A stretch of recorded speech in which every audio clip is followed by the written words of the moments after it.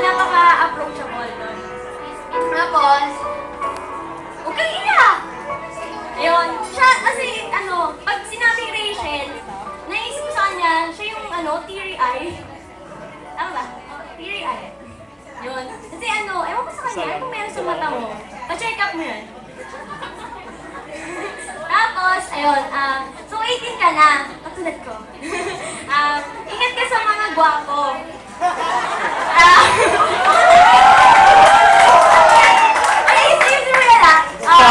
Siyempre, legal age na kasi tayo. Tapos siyempre, andun na yung mga pwede na daw mag-boyfriend, ganyan.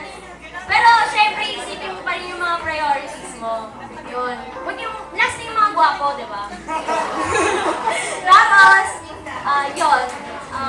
Be strong, yun. Stay sweet. Saka, alam mo naman kung kanino ka na magde-depend, hindi sa mga gwapo.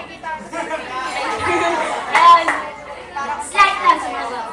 Kahit pa paano. Nakakatulong din yun. Ayun. So, yun lang. Happy birthday. Kasi natutunan na yung mga kanila. Thank you nga pala, Dixon. Thank you very much, Miss Diane Guanlo.